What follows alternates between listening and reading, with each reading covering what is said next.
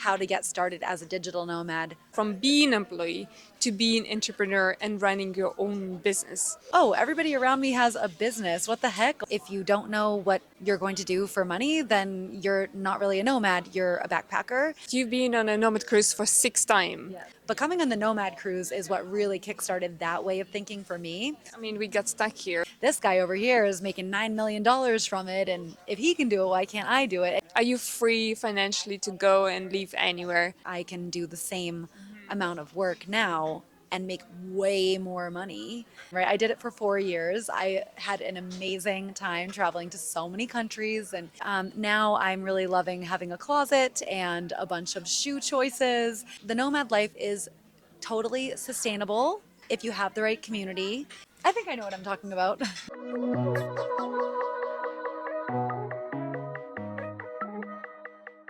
What's your name? Where are you from? How many times you've been on a cruise and what you do for a living? My name's Christa. I've been on Nomad Cruise 6 times. I'm originally from Boston, and I am a digital nomad coach. I'm a business coach and a career coach. I help people become digital nomads. Nice to meet you. Nice to meet you too. You said that you've been on a Nomad Cruise for 6 times. Yes. When was the very first cruise you joined? And actually, do you remember the moment that triggered you to, oh, I want to go to this event? I had been hearing about Nomad Cruise for a few years. I just never pulled the trigger until a friend invited me to go with her, and best decision I literally ever made. Just completely changed my life ever since then. Did you have any expectations what you're going to find on Nomad Cruise and what do you actually experience on the first one? I don't think I really had expectations, but I was super blown away by how many cool people that I met. I was so inspired by all the different things that I learned. There's so many topics to cover, everything from business to money mindset and spiritual things to acro yoga and just everything in between. So, yeah. How can describe the people that you met on the first one? The age, professions, mindset? I find it to be a super diverse community. People seem to be ages from young 20s up until their 60s. So it's just really all across the board in terms of ages. I love how international the community is as well. That's one of my favorite things about it. So for sure, there's some other Americans on the boat, but I like that people from all over the world are here coming together to share ideas, inspiration, networking, friendship. Yeah. So what kept you coming back to Nomad Cruise over 6 times, 5 times more? I would say I keep coming back to the Nomad Cruise because of one, the community, and also two, I always am so inspired when I leave the boat. Usually I have some new business idea, I have new business contacts, I have new friends. Yeah, I actually was inspired to create my business right after my third Nomad Cruise. So, or maybe the second one. Yeah, the story is I went on one Nomad Cruise. It was amazing. And then I saw, oh, everybody around me has a business. What the heck? Like, I was one of the only ones that actually had a remote job. So I was really inspired to create a business after that cruise. And then the second one that I went on, I had tried to create a few businesses. It still wasn't working. And actually, the week that I got off of my second Nomad Cruise, I hired a business coach. So yeah, I just was so not just inspired, but also very motivated to change my life. Because I was meeting all these other people that were living this lifestyle too, and it just makes it seem so accessible and feasible when you see many other people doing it as well. Can you tell more about the business, your business, and what you did before the business when you just had been employee? When I was an employee, I was doing marketing for a tech startup, and I did that for many years completely remotely, which was actually a really great setup. I had a lot of freedom and I was making a good salary, but ultimately I was feeling not super inspired, not super challenged by that job. And also, I really wanted to try entrepreneurship because I saw that all the entrepreneurs around me had even more freedom and more time and more flexibility than I did as an employee. So, yeah, so that was the community really inspired me to do that. And what I ended up creating was essentially how to get started as a digital nomad coaching business where I help people analyze their personalities and their backgrounds and experiences, help them come up with a remote business idea that's aligned with who they are as a person, and then I show them how to build a business around that idea. Was it only one business idea that you had, or you been exploring different options that you can do or won't do, and then you stopped on this option, or it was the only one that you wanted to do? Um, I think that I am a person who is able to commit to something and really go all in. So, actually, just for me, this one business idea, I was like, this is the one for me personally. So, I went all in on that. But since then, I've been on many other Nomad cruises, and now I'm finding lots of different ways to scale that business. So, for example, I've been mostly a high ticket service provider over the past several years. But on this cruise, I'm like, oh, wow, I actually really need to come up with some low ticket offers because this guy over here is making $9 million from it. And if he can do it, why can't I do it? And he's willing to give me his time to actually talk to me about it. That's another thing that I love about the cruise is people are very, very generous with their time and with their knowledge. Like just it's like a business coaching week, 2 weeks. I mean, we got stuck here. We have not so much things. I mean, we have a lot of things to do, but we are not in rush with our outside life. Yeah. Yeah, exactly. Do you? I've been employee myself for most of my life, and I know it's how hard transition from being employee to being entrepreneur and running your own business. Can you come back for a minute to that moment where you've been still employee, seeing these amazing people being entrepreneurs, wanting from inside to become one and run your own business, but that transition, first step forward is actually the one that changes everything. Do you remember what you did and how you felt? I had a very strong desire to be an entrepreneur for a few years by this point, and I had tried many, many, many different business concepts and tried them, made a little bit of money, but nothing was really sticking. The big turning point for me was hiring a business coach that actually changed my career, changed my life altogether. I'm a coach now too, but I really just believe in mentorship. I hire a mentor every time I want to level up in my career and in my business. So yeah, that was just the game changing moment. It's like you can be as motivated as you want and you can have all the ideas that you can have, but until you actually have a strategy and some kind of accountability, it can be a little bit difficult to really get the ball rolling. And if you don't want to be spending years waiting for that ball to actually get momentum, then I think hiring a coach is like the shortcut. At least it was for me, the shortcut. Can you recommend the coach that you've been working with? She doesn't actually coach anymore, but I Oh mean, I coach now. So everything that my first coach taught me, my second coach, my third coach, I think I've probably worked with 6 or 7 coaches at this point. I've personally coached 300 something people. So I think I know what I'm talking about. no. So when you did the launch of your service, what did you do first? Did you launch the website? Did you send out an Instagram? How you kicked it off? How did I start my business? So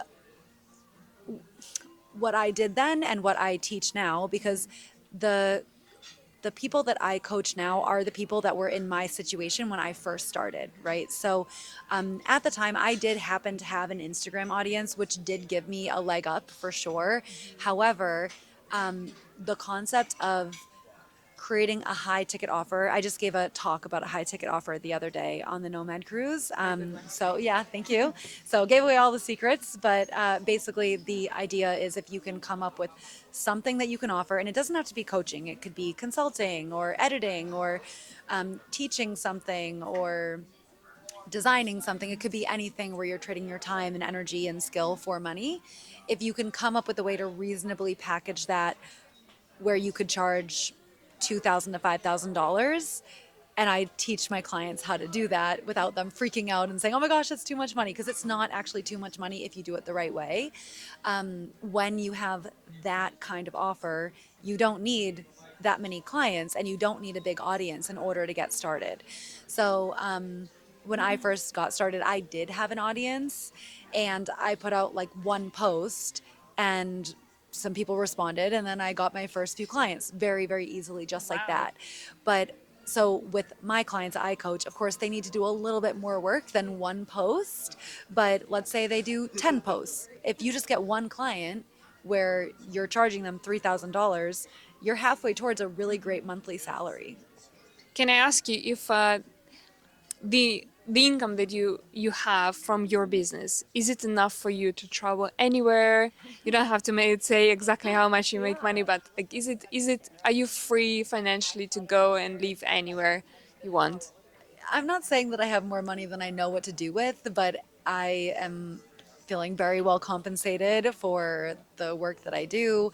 I see the potential to have to make even more money with my business, to triple my income with just some tweaks. This is what I love about entrepreneurship as well, is like I never really understood the phrase work smarter, not harder. But now that I have set up my business, I did the hard, because you do have to work hard at first, right? You set the hard work of building your business. Now it's actually just, if you maybe change a couple of sentences on your website, then more people will buy from you. Or if you have a more compelling hook on your Instagram post, more people will buy from you. So that's what I think people mean by work smarter. And that's why I can do the same amount of work now and make way more money. And that's just, I think, a really fun game that I've been enjoying in my entrepreneurship journey is that I just get to tweak things and it makes my income more and more and more. You've been in digital nomad for many years, right? Yeah, it's almost my 11-year anniversary. Yeah. Did your life now evolve in being? Are you still active nomad, or you have a base right now that you keep coming back? How do you feel about digital nomads these days? Do you like digital nomads? Yeah, I love digital nomads, of course. Even though I no longer live out of my suitcase, I put in my time, right? I did it for 4 years. I had an amazing time traveling to so many countries and meeting so many people and exploring so much. But now I'm really loving having a closet and a bunch of shoe choices and a dog. So I am based in Bali, Indonesia. So love living on a tropical island, and I travel maybe for like 3 or 4 months of the year. So I spend 8 months of the year still in Bali. I get to go visit my family for at least a month every year, and then maybe I'll go on a 3 month trip or break it up. So that's how I do life now. Thank you. If there is a person who wants to start their entrepreneurial journey and become location independent and live digital nomad life, what would you recommend first? Well, the first step to becoming a digital nomad is having clarity over what you're going to do for your career. I mean, if you don't know what you're going to do for money, then you're not really a nomad, you're a backpacker, which is fine. Nothing wrong with being a backpacker. But if you want to be someone that's making money from anywhere, then you need to sort out the money thing. So, how are you going to make money is the very first step. And what I've found with a lot of my clients is that really is the big hindrance that prevents them from getting started. So, yeah, if anybody wants my support in that, that's my specialty. I'm a career coach and I will help you figure out what's your best path. I'm not going to push everybody into being a Canva designer. I really believe in tuning into what's right for you as an individual and then creating a business around that. Because if you like your business, it's going to go so much better and you're just going to be a better business owner as a result. So you don't have to accept my help. That's fine if you don't want to, but otherwise, do some research, educate yourself on what the options are. Because if you don't know what the options are, then how could you possibly choose? And I think also a lot of people don't understand how vast and limitless the options really are. But coming on the Nomad Cruise is what really kickstarted that way of thinking for me. So maybe if you are wanting to become a digital nomad, come to the Nomad Cruise or surround yourself by other remote workers. Join some Facebook groups where you can get to know and hear what other people are doing for remote work, or slide into my DMs and just ask me, and I promise you I can help. So yeah. Is there anything that I haven't asked you but you would like to add? The thing I want to add is that I find a lot of people are concerned about loneliness. They're concerned about visas. They're concerned about taxes. They're concerned about losing their benefits. They're concerned about a lot of these like logistical things and also relational things.